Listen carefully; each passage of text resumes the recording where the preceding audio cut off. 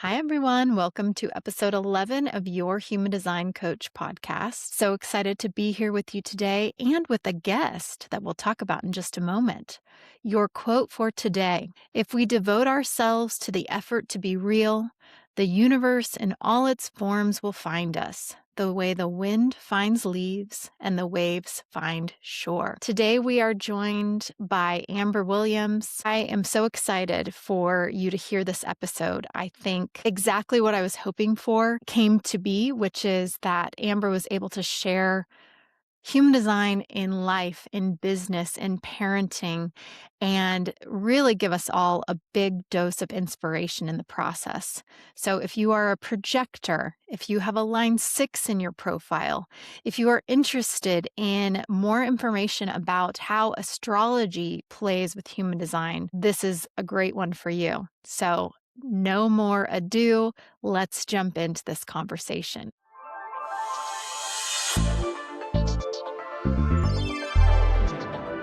Hi, Amber. Thank you so much for being here today. I'd love to just have you tell us who you are. Thank you, Ashley, for having me. It's an honor, and I'm excited to be here to have this conversation with you on your and be your first guest. So Yay. that's exciting. So my name is Amber Williams. I am born and raised in Wichita, Kansas. I am a mother. I'm an engineer by trade. I'm a practitioner. I'm an adjunct. I'm an adjunct in aviation. And I am the founder and principal engineer of Circa 81 Design. We are a Native American woman design, engineering, construction management firm. And I am a 4/6 emotional projector Rex. Yes. 2 of rulership. Wonderful. There we go. Thank you for that. Oh, I'm so excited to have you here today. It's been actually about a year since we last saw each other in person, but always keeping up on social media. But since you came and we did crab claps at my girls group. So I just always find you so inspirational in whatever space I encounter you in. So it feels very right to have you here for the first guest and just to talk about your human design and your life and parenting and do a little bit of coaching also. Um, and we've known each other, let's say that. We've known each other a long time. But yeah, Capin 99. since 99, guys. We are childhood friends from high school. Yeah. And it's funny, like just in human design, like obviously it's really impactful for the individual, but like the energy that you get from other people and I think it just gives such a richer language. But when I think about you in high school, like we were always adjacent, but I Mhm. just remember every time it was just like the energy. Like I just think about you and you made an impact on me even then of like just the energy you bring. So, yeah, I love that. Okay. Thank you. I So, received that. okay, wonderful. Well, let's jump in. So, just tell us a little bit about, what does your personal human design mean to you in your life? Well, okay, because we're going to dig into this. Okay. One, I look at human design as the user manual for your energetic blueprint. Human design came into my life 2016, February 2016. I had just moved back to Wichita uh, from living in LA for 5 years. I was in the midst of launching Circa 81, but at that time it was, the story of how Circa 81 even came and how it's gone to Circa 81 design is just crazy, okay? But I always love telling that story. But I literally was home and I was like, okay, I'm building this company. At that time, I was like, I really want to invest in a coach. Like usual, things come to me out of the blue. I get on Facebook. I see this girl named Brianna Rose. She still does. And she was talking about human design and Kundalini yoga. And I was like, what the hell is this? I want to dive into it. So I clicked the link. She had like, how a lot of the coaches have where you could do this quick like online profile. And I clicked through and I was like, what is human design? What is this? Okay. And I was like, what is Kundalini yoga? Right. And I clicked on it. I did my thing and I was like, what is a projector? What is that? Okay. And then she had these kriyas that I still do to this day, that I just did one last night. I do them, most of the time I do them every day, but I mean, they're very powerful mantras. They're very powerful meditations that literally have aided in me shifting my life, right? So I started going on this rabbit hole. I got on a call with her. I found out I was a 4/6 projector. And at that time, I was just like, okay, yeah, what is it? But to be honest, and then so you know me and you know how I've been going through my spiritual journey and just the work I've done with women and the work I've been doing on myself. I moved into my spiritual journey back in, I want to say, 20 2009, when I picked all my stuff up and was like, I'm going to move to California and just figure everything out, right? That was in the midst before anybody was talking about meditation, anybody was talking about journaling, anybody was talking about anything. I said, let me figure this out. Let me pick my son up. He's going to kindergarten. It makes sense. We went to Cali and I just went on my love, pray, eat journey, I want to say, and really just, you know, I started meditating, and that was the pinnacle that really changed my life. And it coincides with human design. So about maybe like a year or two into really kind of just figuring things out, I was fasting for 40 days. And I fasted for 40 days, and that really shifted everything. It's very, when I talk about my journey, it was very just a spiritual, something just happened. It just clicked. I opened up human design and I was just downloading everything. I understood it. I was studying it. I could read charts. It was just like boom, boom, boom, boom. And then it was just coming to me easily, right? And it's like, I don't know if a lot of people on this call have just studied Ra and how he came into this human system. I was already someone who was who did astrology, who was someone who I consider myself a scientist, astronomer, numerology, I Ching. I was already studying all those things in Chinese medicine. I was already doing those things. I was already seeing an acupuncturist. I was already just connected on those. And then you add in the background of Native American, like that is just my thing. So human design just started downloading to me. And then I started to truly understand it and study it. And then I was doing, well, I don't do them as much now, readings, but I was doing my own experiment with it, like living the experiment. And then I just got that calling back to STEM. And in the midst of doing all this, my friend came to me and was like, "Hey, what do you really want to do?" And then I started going to WSU Tech, and then I was like, "Hey, why not just go be an engineer?" It's crazy, but human design is part of the reason why Circa 81 Design is here today, because that invitation that we talk about as a projector, the invitation was like, "Hey, here, the person, the network, 4/6, my network, people, leadership, influence." Um, and so I just want to leave it there because I know we're going to go deeper into that, but that kind of gives like a little layer of, you know, the catalyst that it's been in my life. Yeah. Oh my gosh.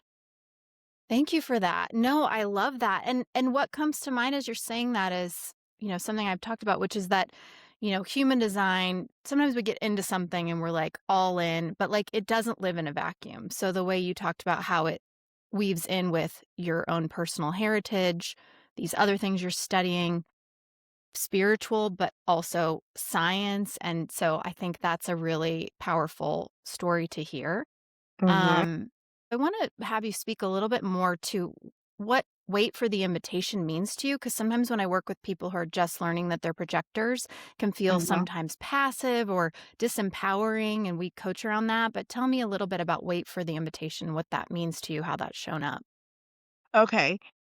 One thing I also wanted to say is that, understanding the ecosystem of the world, understanding that there's roughly about 70% of the world are many gens and generators.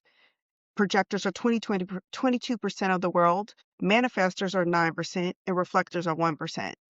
And projectors are here to guide the many gens and the generators.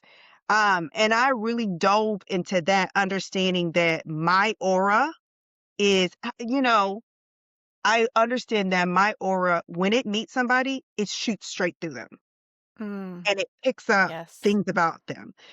Like Yes. one thing, I am such a talker, but I'm also an observer. And if I don't know you, I'm absorbing 10 times more, right? I'm absorbing your energy. I'm absorbing how you interact with people. And the thing that I understood about me and that invitation is that wherever I get that pushback, that resistance, is me, one, trying to give advice to somebody that I shouldn't be giving advice. And then also understanding, you know, and this has always been me, and this is my mantra.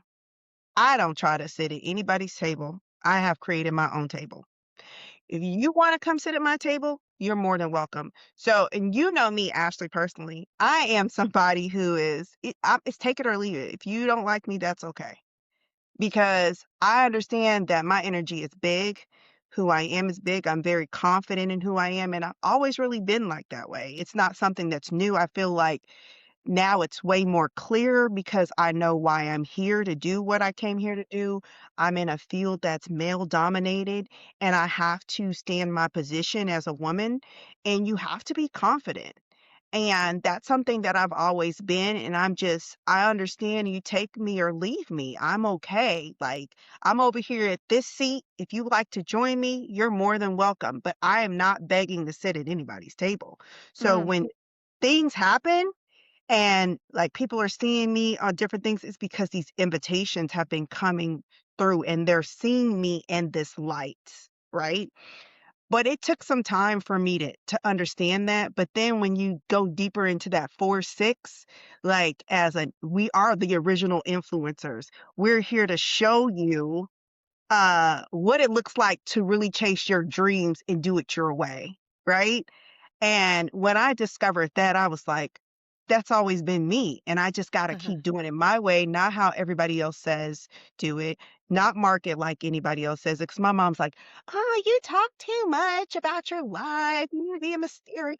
And I'm like, I am mysterious. People still don't know about my money, my love life, and my child's life, really. They still don't know. All you know is I get on the internet, I talk to share, and she's in engineering. Some people don't even know that. They just know she's the bubbly girl who gets on the internet and she talks to storytelling, okay? Yeah. Yeah. Yeah. Oh my gosh. The sound bite that jumped out there is like, I'm not trying to sit at anyone else's table. I think Mhm. that is so powerful. And the 4-6, yeah, I think you really hit on something I haven't thought of with that is that it is so welcoming and bubbly and storytelling and community, but there's also a mystery that draws you in. So, Yeah. absolutely. Oh, I love that. I also wanted to And say, yeah, go ahead. I wanted to top say something. My mom, my son are 4-6s. All my close best friends are 4-6s. So that speaks to something about that magnet charge of people you're around that really see you for who you are. I think that's really important for people, for you to get across to people too. It's like it's really important for you to be with your tribe and be around people who see you in your relationships, in your romantic relationships, in your job relationships. It changes so much. Do you find anything to that as like a projector because you do observe and you're so gifted at asking questions of like being able to also be seen?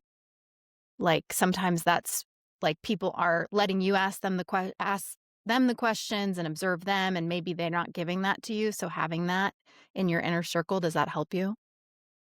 Yeah, yeah, I think it yes, it does. And I think now that, I'm 44 going to 45, um, the beginning of this year, I said that I would no longer allow ambivalent relationships around me, meaning people that, they give out the energy that take it or leave it from me. I want people that are just as obsessed with me as I'm obsessed with them, and that goes in business too.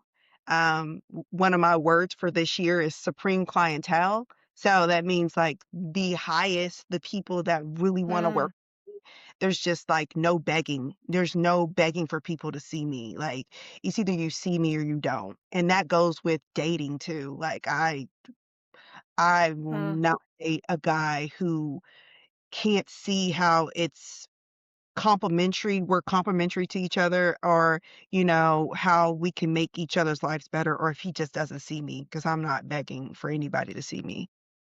yeah. Oh, Mhm. supreme clientele. Yeah, I love it. Okay, wonderful. Um, you talked a little bit about I love that you touched on, like, sometimes we hear it, like, our world is a generator world, like, we have that such a high number of generators, and I think you said it really beautifully of, like, the projectors are here to lead, and I'm lucky enough to have a lot of really great projectors in my life, and I feel that as a generator. Um I have heard people say, like, we're shifting from generator world to more projector focus world. Do you feel that? How do you see that? Yeah, we have. We have in the last, I wanna say last 5 years. I spoke about that in 2021 that we were moving to, but we have shifted into, and if you look at, my brain's a little shaky today, but, some of the world leaders who are projectors, I know Obama was a projector, as I Yeah. recall. Um, there's a lot of people, Princess Diana was a projector. Serena Williams is a projector.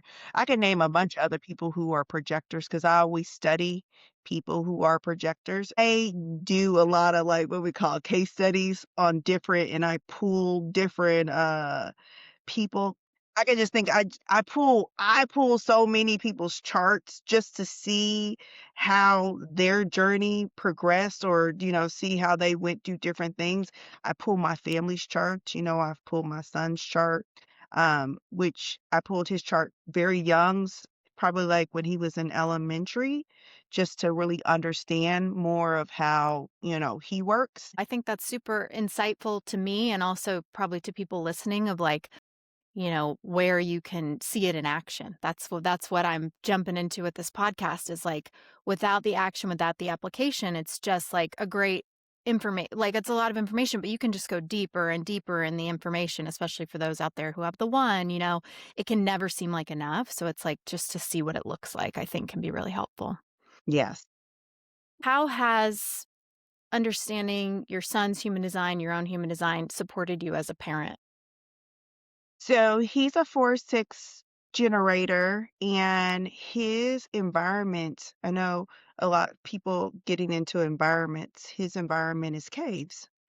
And in high school, especially, no, I'll say 7th grade, they're moody in 7th grade. I just was trying to figure out this thing with him and how he works.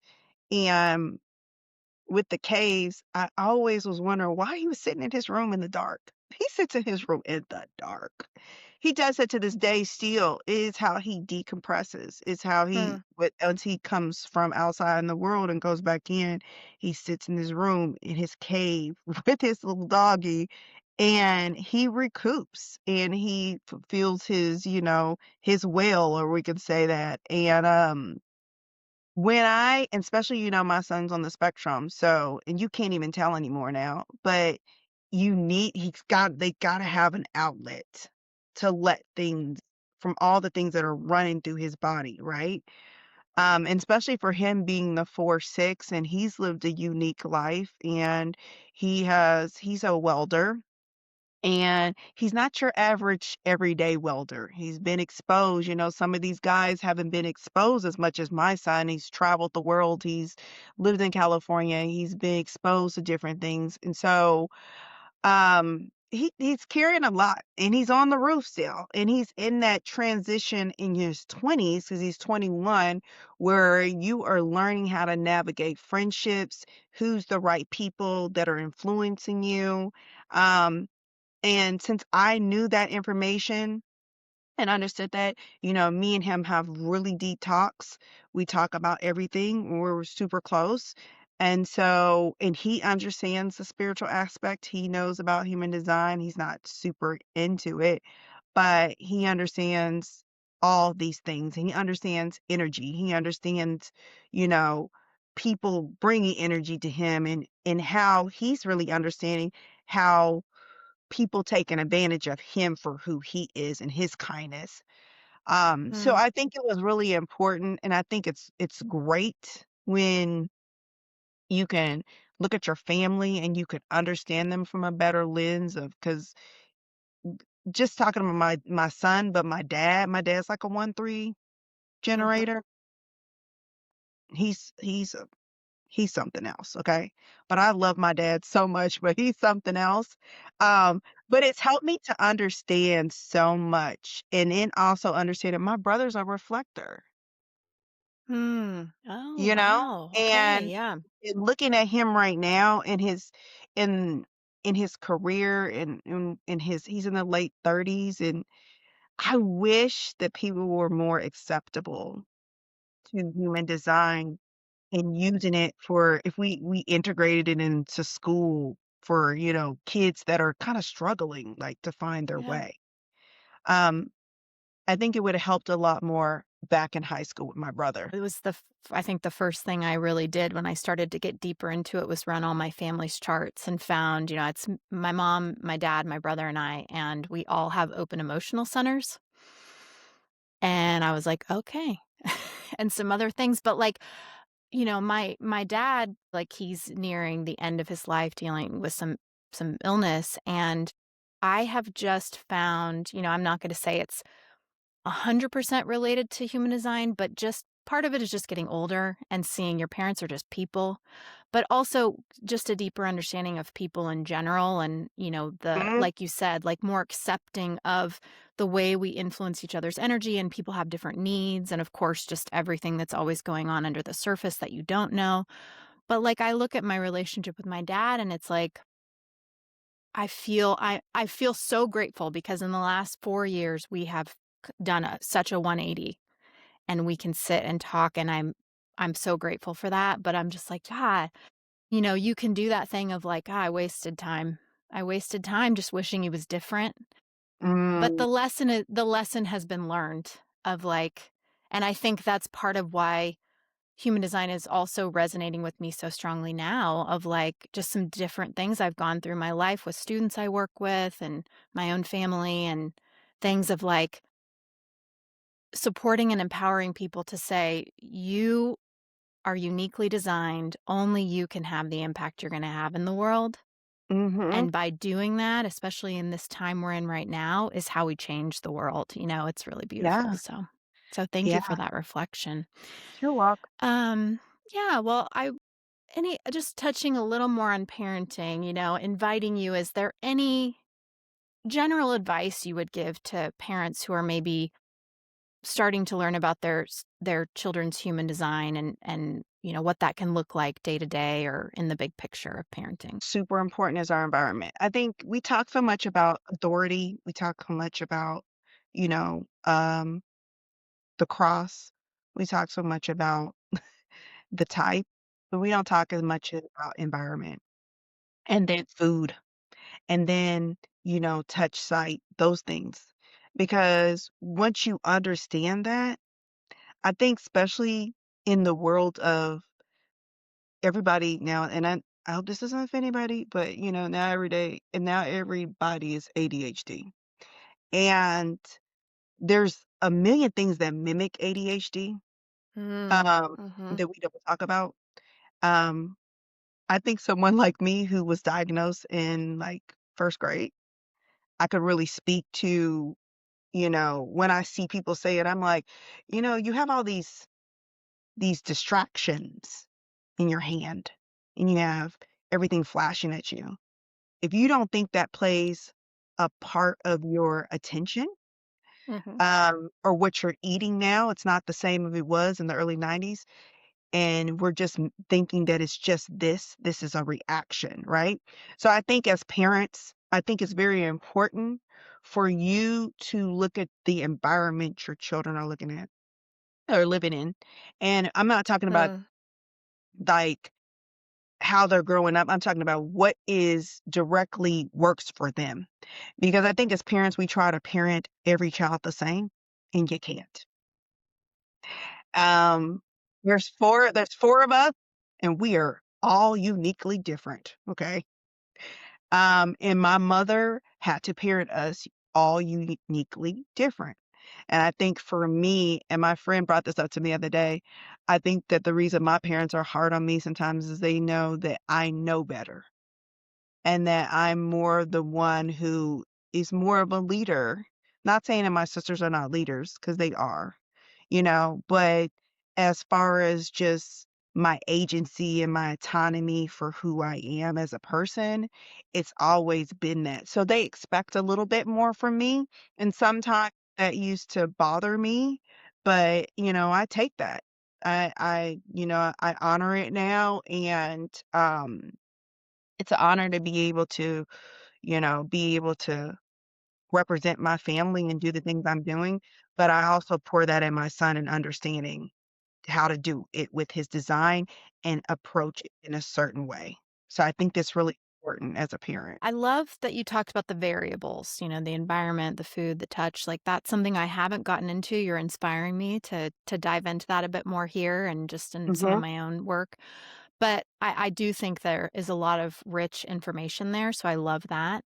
And yeah, I think just, what stood out to me and what you said is this human design is one thing that gives you just additional language to say your kids all are going to need different things from you for their own unique, design and how they're wired to show up in the world. And I think we know that intuitively, but it gets it gets hard depending on how old your kids are and where you're at. So I can definitely see that with my two stepkids of like the more Casey and I lean into what they need differently, the better it is. So there's a lot of resonance there for that with me. Let's move into maybe doing just a little bit of coaching. As always, your question that you brought when you kind of gave me the background of what you were looking for. I'm like, and here Amber's teaching me and she's inspiring me of like, I'm going deeper than, I would say like the astrology piece of human design. I know some, but like have been getting into solar transits this year, but have found them really impactful. So when you mentioned the solar Mhm. return, thought that was really interesting. Okay. So you mentioned your solar return. So why don't you just tell me, what you already, what that means to you in your life or has meant to you so far? Um, your birthday is a very pivotal time in your life, right? Um, you have a theme every year, right? It's telling you what you're walking into, what it's gonna look like. What are the themes around it? I pulled my solar chart, my solar transit, and of course, it's my birthday's June 11th, which 11 is the angel number too, and 11s in numerology are very charismatic people. Uh, and I felt, and I'm gonna bring this back to my mom, who was also a 4/6, who is off the root. She's 66, so she has lots of wisdom that she gives to me. And she told me when I was younger, "Hey, Amber, people do not really reach the pinnacle of their success till they're in their 40s or 50s. Majority of people. Not saying people don't reach it in their 20s and 30s, but people reach their primes in their 40s and 50s. I knew that going into 45, 46 I feel like I'm walking into my prime. And with my solar transit chart, it just so happens that I am going to be working as a 4/6. So I'm going to be seen as that sign even more. And then of course it just talks about all the gates and stuff that are going to be accessed, my favorite 214, the rich auntie. That's what we call it, the rich auntie, with the resources that are coming to me, money, the 2145, which is a money line. So that's more versus that's money, things that I'm needing in business, right? And especially when I look at that, because we've just moved into aviation planning in airports, that you need resources for that. So I think right here, I'm just speaking, that's just a tad bit of what I see for myself. And we're going to go for what do you see, Ashley? Hearing you talk about your entering your prime at 45. Thinking about this year, what makes that feel so important to you? Well, I won't go fully into it. We just won a huge contract that I've been going after for 3 years. Okay. Like, it's been on my goal list. It was the top goal of 2026, right?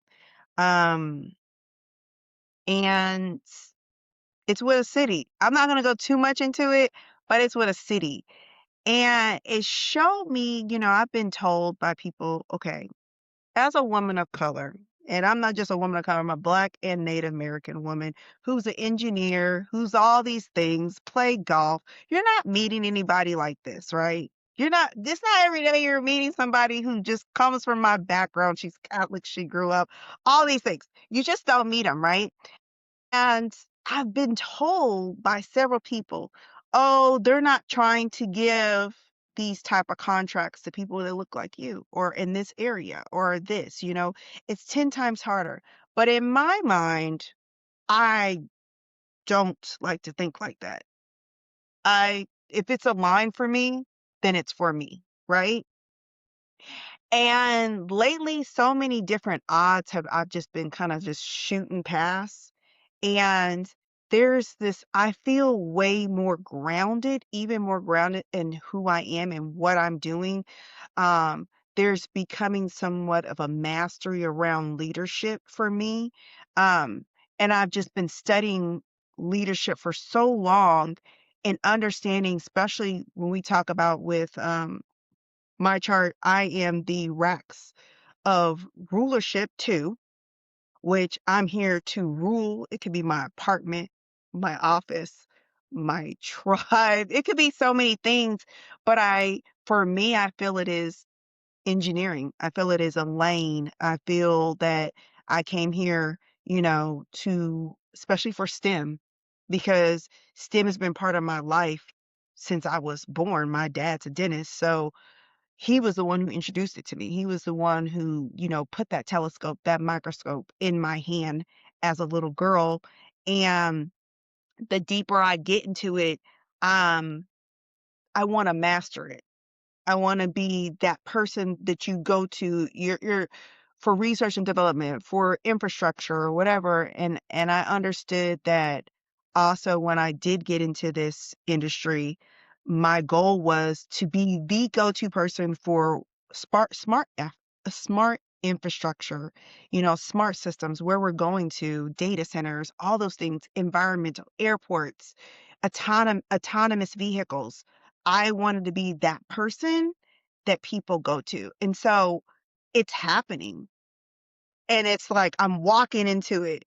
And so I know it's time. The door is opened. And I'm walking into some prime years to when I get to my 50, I will be that person who will recognize. And I think just having that confidence in that and trusting the process continuously, I know I'm in a different stage in my life now. Yeah, that's beautiful. And I want to acknowledge you for what you said of like, there, if there's somebody like you, I haven't encountered them, but I would agree. Like, you are, singular in the best possible way of that word and, just celebrating everything that you said. Do you find it easy to celebrate yourself? Is that something that comes naturally to you? Yeah, it does. Yeah. It Yeah. does. It does. But I grew up with a mom who I walked to the bathroom and she's like, "Your mom is so fine." Okay. So my mom would kick our butt if we walked around here sulking about people like not wanting to be our friends or stuff like that. Like my dad would too. I just grew up in a household with parents who were very what's the grounded in who they are. It didn't matter what age you are. They were just very, you know, prideful of who they are, prideful of their family. My mom made us very be prideful of not prideful, proud of being Black women and our skin tone and, accepting the things and understanding how the world is. So I had very unique parents that made sure, that we understood and accepted ourselves. So I do celebrate myself and I love to celebrate other people. Uh, because that brings me joy to celebrate other people along with celebrating myself. Yeah, yeah, I have felt that for sure. Mhm. Mm, I think, when I was looking at it, fully acknowledging again, like you are so deep in this. I think what I was curious about is looking at your gate 45 of that being like the week of your birthday. That's the solar transit, the gate of gathering together, authority, that association with leadership, um, being the leader who directs resources to benefit the community or group. So then the four tying in the community. So I mean, that's what jumped out to me of what you've said is like the themes of leadership, resource management, community involvement are going to be prominent. Do you feel already when you think about the Skate 45 of like the conditioned where sometimes that leadership can be rooted in fear or be control versus the highest expression of this really resonated with me when I think of you, of like recognizing that knowledge and material resources hold transformative power, using those gifts and your own gifts in service to others, and that leadership is a source of abundance when you use resources to elevate others. Do you feel like the highest expression, like we're there, you're there? I Yeah. I feel like and I'm going higher. When I became, a Reiki practitioner that I don't even do anymore, but there was this prayer, and I still said it. I said it last night. I sat down and did a meditation last night, and I said that prayer. God, continue to heal me and guide me so I can be of service to the world. And I don't want to start crying because I'm not. I get emotional thinking about like, and you know me, I talk about God all the time. I'm a very spiritual person. And that's why when I see people talk about, um, what's that phrase? When people talk about imposter syndrome. Like I can't relate because why would God put this dream in my heart for me not to go out here and fulfill it? Like when I think about all the things, and it's okay to be scared. Don't get it to I'm scared sometimes, but you know what? I'm too far deep into my mission to turn around and be a little scared, and be like, I shouldn't do it because I look at my track record, things look like they weren't working out for me, and they always work out for me. And I think that's a confidence that you have to continue. It's a muscle you have to continue to keep building on and making stronger. And I'm like, the things that I'm doing the type of work I'm trying to do, people are always like, "How do you know how to do this?" And I'm just like, "Do you wanna sit and talk about human design? Do you wanna talk about how I've worked with these psychics or, even just get into those type of things and work with people and go to cultivate more of my intuitive gifts and to understand myself?" I've sat in the darkness with myself to understand who I am. Everybody's not doing that. Uh, And you can't do the work I'm doing and the path I'm doing if you do not sit in the darkness with yourself and figure out who you are. You have to cultivate. I get scared all the time.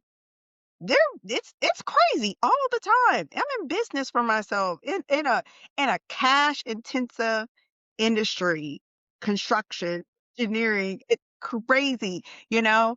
But at the same time, I know that God sent me on this mission to do this. So this is what I got to do. That's the part about that 4-6. I've got that community around me.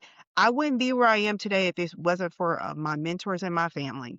I mean, there's so many people in the industry that are pouring into me now, so I can't help to not continue to think that I'm gonna make it and I'm gonna continue to keep growing because people believe me, they see me, and they pour into me, and they help me, and they support me, and I have my parents that are supporting me, like, just not financially, but spiritually and mentally, you know?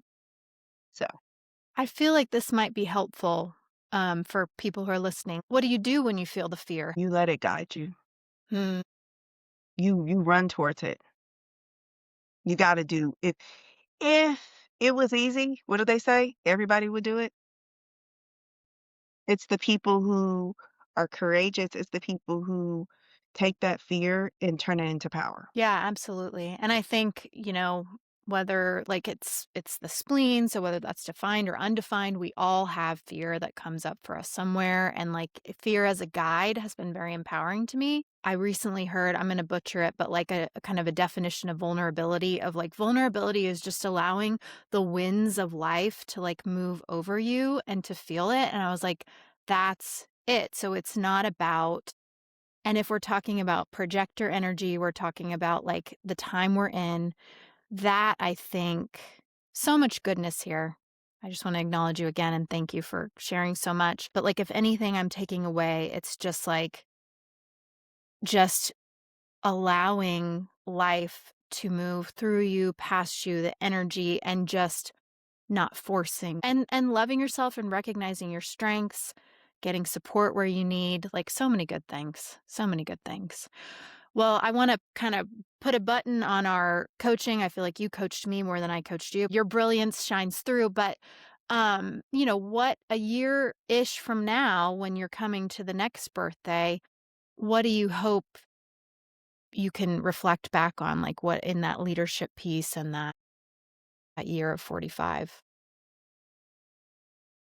When they talk about leaders, it's all about making other leaders, and everything comes down to your team.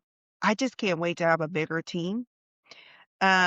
Just with the people that are on my team now, and they get excited with working with me, like, I can't wait to see more doors open. Like, I just came from Vegas, and I just came from a conference, and a lot of people that I met that I was invited to different construction socials, there were people that met me on LinkedIn, and then they met me in person. And there was one of the guys who's actually my teaming partner, he hadn't met me in person, and the first thing he did was like, he's like, "Can I give you a hug?" I don't know if that's professional. He's like, "You just have, an inviting spirit," right? And I was like, "Yeah, let's get a hug and let's take a selfie," you know?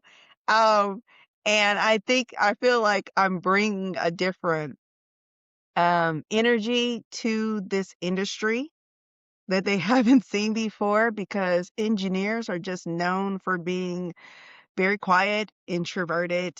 They're not very, vocal or someone who's very outspoken. They just wanna do their work and be in a corner, but for me being an engineer, I'm more than an engineer, and, I love just talking about these processes and the infrastructure and how we're gonna make this world a better place, and I feel like that's also my mission here to support this new world that we've been moving into. I mean, it we have the world has to I know right now it's crumbling right now, but it has to crumble in order for us to create this new world that we're moving into and be able to integrate with the things that are changing, and you have to be open to it. I consider myself very traditional, but at the same time, I have to be open to what's happening. So I think that being more open, even more open, and Mm. being surrounded about around even more brilliant people. Because the only way, you grow is by having strong, brilliant people around me. I don't want to be the smartest person in the room. I want to be surrounded around the smartest people, you know? Yes, well, I can't wait. I'm marking my calendar for to see. I mean, I know we'll see it along the way, but, it's I feel that excitement from you, and I love that you're 45 and the gate is 45. Amber, again, let me just say, like, the 6, the role model, like, living authentically and just being a guide in all these spaces where you're right, like, you're doing it differently. You're showing us how it can look for all these kind of groups that you represent so powerfully and so beautifully, so thank you for that. Thank you. It's so good. Thank you for having me. It was an honor because it's been a while since I've, got online and talked. I share things here and there about human design, but, that's when new people are coming in, they don't know that I've been talking about this for the last decades. Um, and also, at the Hive, when the Hive kind of first started, Andrea had me come in and I talked about the energetic blueprint. So it's just always beautiful to be able to get up here and talk about this and tell how it was a catalyst in my life, and I know many other people that it was a catalyst for, and there's just nothing like it, and I'm gonna say this 10 years from now, um, I feel like we're gonna start seeing it even more integrated because they use it in corporate America. A lot of people are not aware of that. Different consulting companies use it for their teams. So, I like to see it be able to be used more for people to understand who they're working with instead of, we wouldn't see as many, probably managers mad at a person. They will understand, okay, this person needs to be in this role, this person needs to be over here. This is how we're going to make a dynamic team. You know, team are so important, but if you understand, if you're in alignment with your team and have a team that's all in alignment together, you can be a very high performing and successful business. And I think that's where a lot of people struggle, with that, organizational part of people. People are everything. Yeah, I can't wait to play that soundbite for my husband who is in corporate America who says, well, I've told him that they use it, and he's like, "Mm." So I'm like, "Listen to Amber, she knows."